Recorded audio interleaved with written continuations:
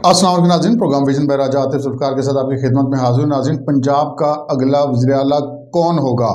चौधरी परवेज़ इलाही, हमजा शहबाज शरीफ या ज़ैन कुरैशी? ये सारा क्या मामला है जनाब? आज के प्रोग्राम में हम आपको ये खबर देंगे और फिर हम आपको बताएंगे कि पाकिस्तान तहरीक इंसाफ का एक बयानिया जीत गया है और एक बयानिया हार गया है।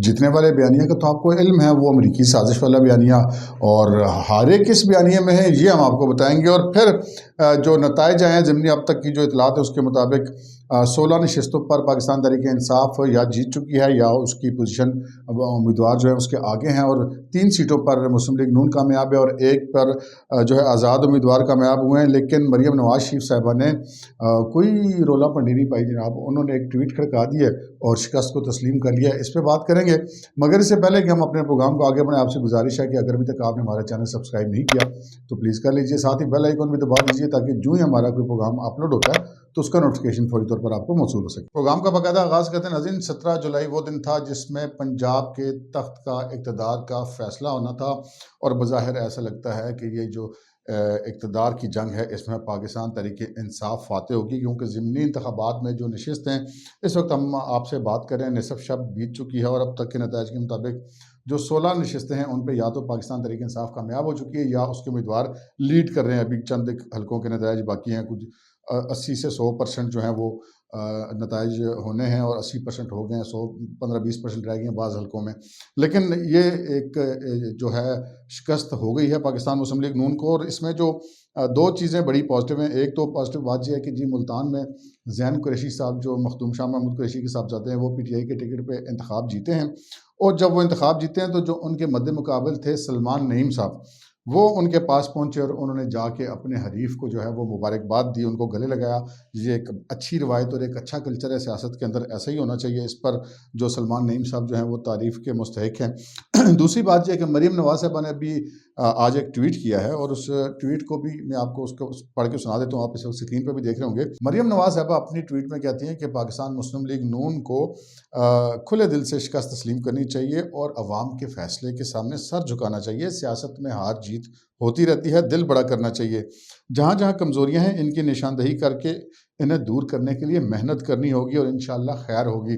ये मरियम नवाज शरीफ साहबा का एक ट्वीट है जिसमें हम ये कह सकते हैं कि उनके पाकिस्तान के जितने भी बड़े सियासतदान हैं उनके लिए भी इसमें एक सबक है कि आप ज़रा वैसे अपनी ईमानदारी से बताएं, अगर इस वक्त इलेक्शन पाकिस्तान तहरीक इंसाफ हार गई होती तो क्या इमरान खान साहब ने ऐसा ट्वीट करना था?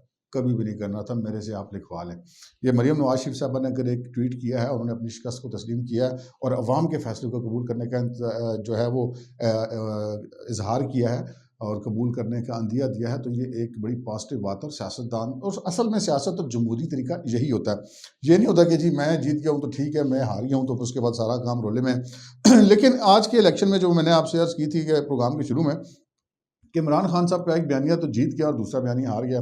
जीता उनका कौन सा बयानिया? जी बयानिया उनका वो जीता जो अमरीकी साजिश वाला बयानिया था, और वो जनाब कौम की खुददारी वाला और अमेरिका के ख़िलाफ़, और वो जो सारा मामला उन्होंने बनाया था। अगरचे कि हमारे जो पाकिस्तान की तमाम जो प्राइम एजेंसियां हैं, जो हमारे मुक़्तदर हल्के हैं, और इवन सुप्रीम कोर्ट इस चीज़ को रद्द कर चुके हैं कि जी ऐसी कोई साजिश नहीं हुई थी, लेकिन इमरान खान साहब ने अपना बयानिया बेचा है और अवाम ने ख़रीदा है। और अगर अवाम ने ख़रीदा है तो फिर तो फैसला तो अवाम नहीं करना होता है। जो अगर जेन्युइन इलेक्शन हो तो ये इस इलेक्शन में जो फैसला है इमरान खान साहब के बयानिया को फ़तह हासिल हुई है, इसमें तो कोई शक की बात नहीं है। तो यही वजह है कि वो अपनी सीटों पे लीड कर रहे हैं। लेकिन इसके साथ साथ इमरान खान साहब का एक बयानिया हारा भी है। वो कौन सा बयानिया हारा है, ज़रा आप अंदाज़ा करें। मैं आपको बताता हूँ। बयानिया जो इमरान खान साहब का हारा है वो चीफ इलेक्शन कमिश्नर और इलेक्शन कमीशन ऑफ पाकिस्तान के खिलाफ जो उनका बयानिया था वो हारा है, क्योंकि मुसलसल उन पर हमले करते कहते कि जिन्होंने धांधली का मनसूबा बना रखा है। Chief election commissioner Sikandar Sultan Raja जो है वो मिला हुआ नून लीग से, और वो इनके घरों में मुलाकातें कर रहे हैं। मतलब जो इल्ज़ामात पाकिस्तान तहरीक इंसाफ लगा सकती थी वो उन्होंने लगाए। लेकिन जो इलेक्शन कमीशन ऑफ पाकिस्तान ने आज ये साबित कर दिया है कि उन्होंने सिर्फ अपना काम किया, उनको किसी पार्टी के जीतने या हारने से कोई गज़ नहीं थी। और इस मामले में जो है वो अब पाकिस्तान तहरीक इंसाफ को भी दिल बड़ा करना चाहिए और उनको तारीफ़ करनी चाहिए चीफ इलेक्शन कमिश्नर की कि उन्होंने एक बेहतरीन इलेक्शन कंडक्ट किया और उन्होंने किसी किस्म की कोई बात नहीं की। वैसे खान साहब से मुझे ये तो नहीं कि वो अपने बयानात आप वापस लेंगे कि जी उनसे मिलने में और ये उनका मुलाजिम है, पता नहीं क्या क्या कुछ कहते रहे। लेकिन ये जो बयानिया था इमरान खान साहब का, कहते इलेक्शन कमीशन जानबदार है और उनसे मिला हुआ है और चीफ इलेक्शन इलेक्शन कमिश्नर पर जो उनके हमले थे, आज चीफ इलेक्शन कमिश्नर ने और इलेक्शन कमीशन ऑफ पाकिस्तान ने अपने कंडक्ट से उनका वो बयानिया जो है वो गलत साबित कर दिया। अच्छा जी, अब हम अपनी उस खबर की तरफ आते हैं जिसका मैंने प्रोग्राम के शुरू में किया था कि जनाब पंजाब का अगला वज़ीर आला कौन। अब यहाँ पे एक सवाल पैदा होता है कि जी मैं आखिर ये बात क्यों करूँ, ये तो पहले से तय किया हुआ है इमरान खान साहब ने कि जो उनके उम्मीदवार चौधरी परवेज़ लाई होंगे। अच्छा, यहाँ पे एक बात अब जो है ना वो आगे चल के बड़ी टेक्निकल हो रही है। टेक्निकल ऐसे हो रही है कि परवेज़ लाई साहब को इमरान खान साहब ने को खुशी से तो अपना उम्मीदवार नहीं बनाया था। पहली बात तो ये है, मजबूरी थी, उनकी 10 सीटों की ज़रूरत थी। लेकिन अब अगर आकर उनके पास जो है वो 10 सीटों की कसर निकल जाती है, तो फिर परवेज़ लाई साहब को इमरान खान साहब को खुशी से तो वज़ीर आला पंजाब नहीं बनाना चाहेंगे, पहली बात। दूसरी बात ये है कि जनाब हमज़ा शहबाज शरीफ, अब अगर कोई ऐसा मामला होता है कि जी क्या हमज़ा शहबाज शरीफ, पहली बात यह है कि वो क्या आज खुद रिज़ाइन दे के चले जाएंगे या अगला इलेक्शन कंटेस्ट करेंगे, ये एक पहला सवाल होता है। अगर वो इलेक्शन कंटेस्ट करेंगे तो इसका मतलब है कि वो कोई और अपना पॉलिटिकल कार्ड खेलेंगे। लेकिन बज़ाहिर ऐसा लगता है कि हमज़ा शहबाज शरीफ साहब जो हैं वो या तो रिज़ाइन कर देंगे या बहरहाल वो अगले वज़ीर आला नहीं होंगे। तीसरा सवाल मैंने आपसे अर्ज़ की थी प्रोग्राम में कि स्टार्ट में कि ज़ैन कुरैशी साहब जाते हैं शाह महमूद कुरैशी के, और ज़ैन कुरैशी जिसे कहते हैं कि मैं ये समझता हूँ कि उनको एक वाकई में बड़ी फतह मिली है। बड़ी फतह किस सेंस में? इस सेंस में नहीं कि वो पीटीआई के टिकट पर थे और वो जीत गए और मुस्लिम लीग नून का हार गए। बड़ी फतह इस सेंस में कि मुल्तान में बहुत सारे फैक्टर होते हैं। एक फैक्टर तो जो होता है सियासी जमात को होता है, वो तो है ही, इमरान खान साहब के बयानिया बिका है, इसमें कोई शक की बात नहीं है। दूसरी बात कि जो शाह महमूद कुरैशी साहब के जो मुरीदैन हैं उन्होंने वोट दिए क्योंकि उनका जो है वो मजहबी खानवादा है और वहाँ के उनके मुरीदैन बहुत ज़्यादा हैं। लेकिन वहाँ पर जो हम मखदूम यूसुफ रज़ा गिलानी साहब, उनकी भी एफर्ट्स थी, मुस्लिम लीग नून की भी एफर्ट्स थी, तो उनके मुकाबले में ज़ैन कुरैशी का सीट निकालना जो है वो वाकई हम भी कह सकते हैं कि उनका बड़ा क्रेडिट है।